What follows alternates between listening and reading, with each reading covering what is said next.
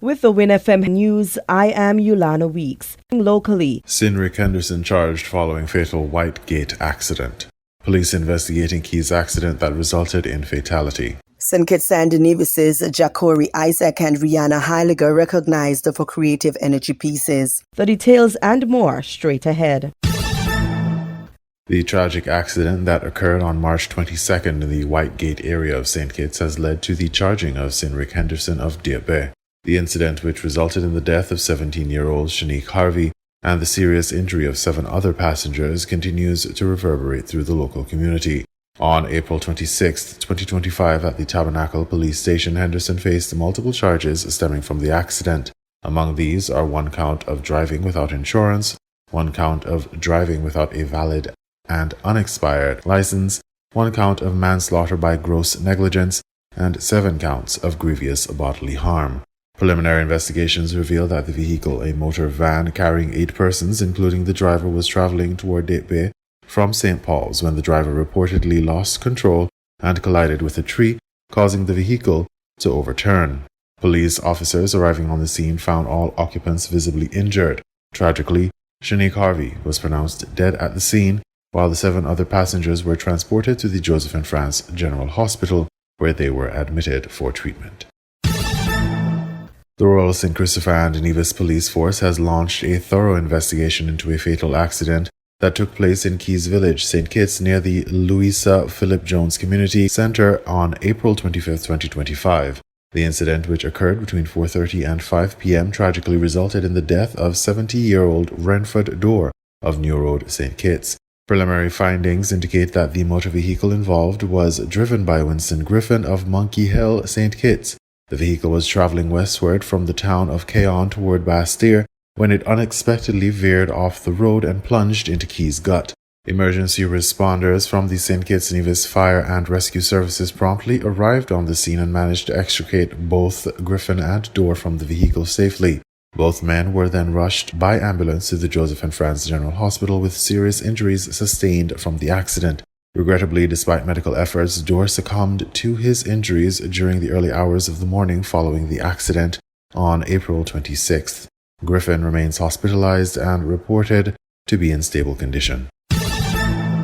St. Kitts and Nevis's Jacori Isaac and Rihanna Heiliger were among some of the greatest creative minds to receive significant recognition from the Organization of the Eastern Caribbean States in the WATSAT Sustainable Energy Art Competition. Their creativity and commitment to a greener future were highly received and inspired many to continue to pursue renewable energy and lessen the use of fossil fuels. Rihanna Heiliger claimed the second prize for her inspiring artwork, showcasing the power of renewable resources. Her piece depicted a sustainable irrigation cycle, while Jacori Isaac won the People's Choice Award with 100 votes for his creative vision of sustainability. His piece, a digital drawing, depicted a man holding a phone with various methods of electricity generation. Accepting the awards on the winner's behalf was Landrith Isaac of the St. Kitts and Nevis Energy Unit at the 3rd NDC Investment Forum and Marketplace in Grenada. The WATSAT Sustainable Energy Art Competition was launched as part of the festivities of CARICOM Energy Month in November 2024. It invited youth ages 10 to 18 across the sub-region to explore the intersection of art and energy conservation based on the following themes: the power of renewable energy in everyday life, innovative solutions for a sustainable energy future, and the profound impact of energy on our lives and the environment.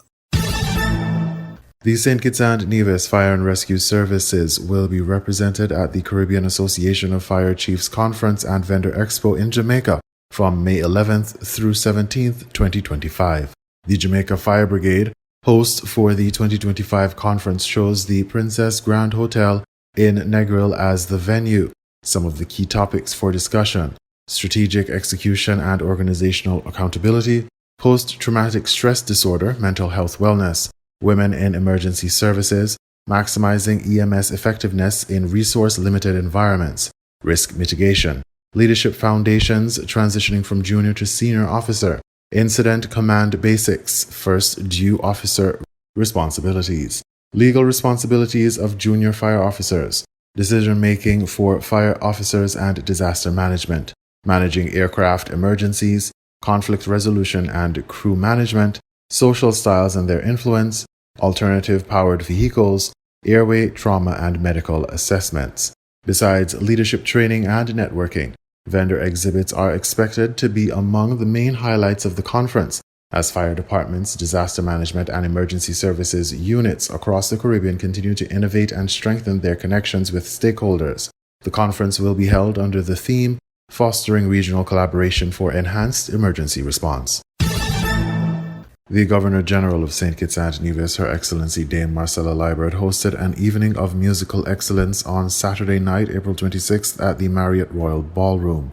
The event featured some of the Federation's musical greats included Carmela Lawrence, Larry Vaughn, Enoita Inanga, Maurice E.K. Flanders, Honeybees String Band, Jewel Watley, Dr. Marissa Carty, Gary Knight, and Alison Dorr. According to the information from the Governor General's office, quote, the fundamental goal is to fund an orchestra and provide platforms for singers, musicians, and the like to gain exposure, experience, and nurture careers in the arts, end quote. The event was attended by scores of musical enthusiasts and individuals who are in support of growing the Federation's music industry. The second hosting of an evening of musical excellence aligns with the Ministry of Creative Economy's vision to develop the arts and provide advancement opportunities for creatives. The Governor General expressed gratitude to all who supported another successful event of musical excellence. Regionally, labor concerns mounting amid reports that Cuban medical professionals in the Bahamas may have received as little as 8 to 16% of what the government paid for their services. Free National Movement leader Michael Pintard says the government must ensure fairness to anyone it hires. The issue has reignited scrutiny of the Cuban medical program after the United States raised concerns that it could be considered a form of forced labor. A leaked document from the Free Society Project claims while the Bahamas agreed in 2023 to pay thousands of dollars per month for each Cuban healthcare worker, those workers only receive stipends ranging from $990 to $1,200 a month. Health and Wellness Minister Dr. Michael Darville told the Tribune that the figures appear skewed to suggest workers only receive a small fraction of what the government pays. The Prime Minister has since said the agreement is being reworked. Despite the controversy, Pintard reaffirmed the opposition's support for outsourcing healthcare workers. We believe every country has to certainly act in its own interest in terms of making sure that where there are deficiencies in the healthcare system, that we pursue every opportunity to increase the number of Bahamians who are suitably qualified, and we do everything possible to retain their services so we can meet the demands. Where we are unable to do so, we should seek to source assistance regionally and then globally. But we must always do it, making sure that we are being fair to those persons who come in to provide services. Dr. Darville says he plans to compare the leaked documents with the official agreements he signed to verify their accuracy. The Prime Minister has stated that Cuban workers should decide how much of their salary is sent to their families. Meanwhile, Pintard says while government must prioritize the interests of Bahamians, it also has a responsibility to maintain strong international partnerships. As to be concerned about some of the rhetoric that it engages in, we ought to work with our partners in the region, not just in the Caribbean, but also with the U.S. And we do so taking into consideration our interests first and foremost. But if a matter is raised that we ought to look at more closely, we should simply take a look at it and make the adjustments that we ought to make. And my concern, our concern has been that the government seem not to appreciate that we are partners both south and north. Internationally, the Houthis in Yemen say a U.S. airstrike in Sada in the north of the country has killed at least 68 people. Houthi-controlled television said a 10 migrants was hit. Earlier, the Houthis said U.S. strikes on the capital Sana'a killed at least 8 people, including women and children. The United States military says it has hit more than 800 targets in Yemen since the middle of last month, killing hundreds of Houthi fighters and many of the group's leaders. Let's speak now to Wolf Christian Pace, who's with the International Institute of Strategic Studies and formerly sat on the UN Security Council's panel of experts on Yemen. Well, Christian, thank you very much for joining us on BBC News, and just give us a sense of US reaction to this particular strike, the outcome of this particular strike, and whether they feel any sense of concern about reputational damage to the US, given that it's being reported women and children have been killed in this strike. Well, I mean, the target appears to have been a compound that also houses a detention center where illegal migrants are being detained, mostly people from Africa trying to cross to Saudi Arabia. And what's really interesting about the strike is this is the second time this facility was hit. So we had a similar attack in January 2022 by the Saudi-led military coalition. And at that time, the Saudi forces claimed that the facility also included a drone factory, basically a place where suicide drones were being manufactured. I myself received some intelligence information at that time together with my colleagues, and it seems a credible claim. So what probably happened is that this production has resumed, even though we don't really know based on what intelligence the US has been acting. And what also probably happened is that civilians in fairly large numbers got hurt as part of the attack. And is it a Houthi tactic to actually have these weapons production facilities situated close to where civilians are living or being held in this case? It certainly is. And I mean, this also constitutes a violation of international humanitarian law. So, I mean, as you know, all conflict parties have to take all possible steps to make sure that civilians are not being hurt.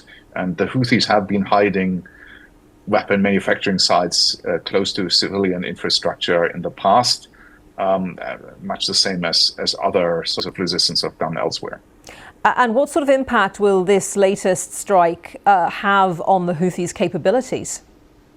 Well, it's hard to tell because we don't really know what the production numbers are. In fact, we don't really know what evidence the US government had that production has resumed. But I mean, this seems to be the most likely theory. The Houthis certainly have more than one manufacturing site. They've been launching hundreds and hundreds of drones over the last 18 months or so. So one site less is not going to have a outsized impact on their attack capabilities. And you mentioned that previous attack led by the Saudis, who eventually pulled back. I mean, do you think the US will persist with its operations in this area?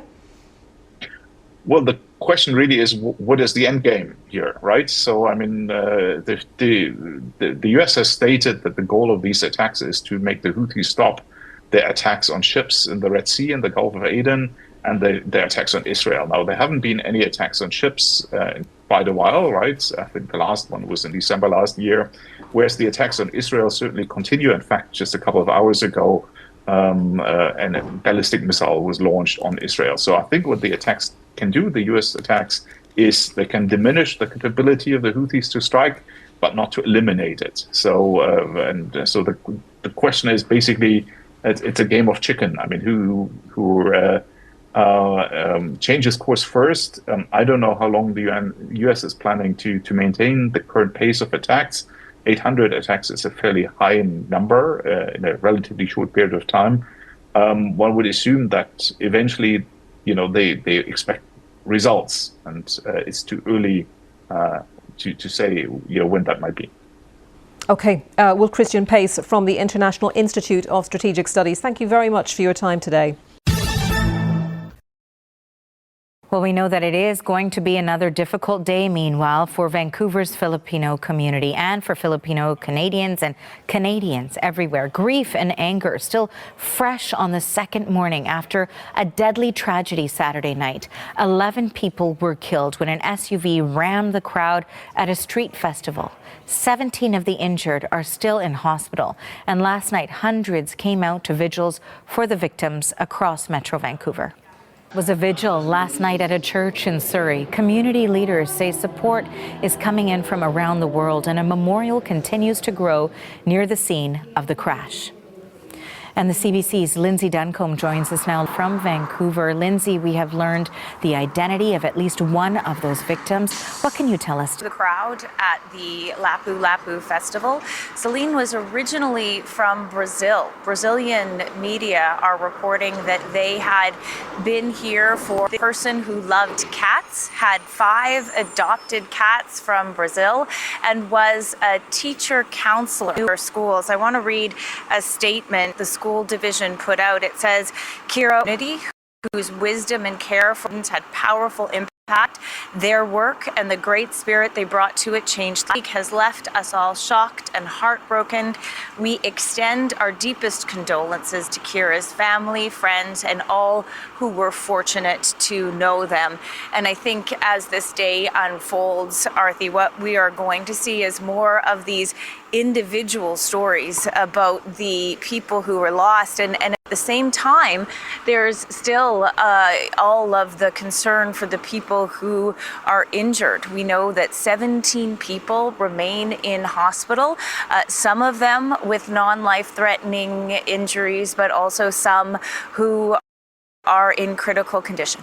And we know certainly we've been showing images of vigils, memorials that have been held, but the grief continues, the mourning continues. How is the Filipino community reacting to this tragedy? You know, it's just really heavy. I've been standing here probably for about an hour, and in that time, members of the community, people who are Filipino, people who aren't, have been coming up and paying their respects. I think faith is a big part of it. I saw a man come kneel right by the barricades here, cross himself, tears in his eyes, then he moved on. I know that there have been so many services where people have come together, prayed. I've seen an incredible cross-cultural outpouring. I think that when I was at one of the vigils last night, one of the really meaningful and powerful moments was when members of the Indigenous community shared a song and their thoughts and prayers with the community. I think everyone's still really coming to grips with the scope of all of this, and there are a lot of questions. Here is what the owner of Lee's Donuts, which, as you know, Arthi, is an institution in Vancouver, had to say at one of the vigils last night. I think our focus right now is really on the victims and our community as a whole.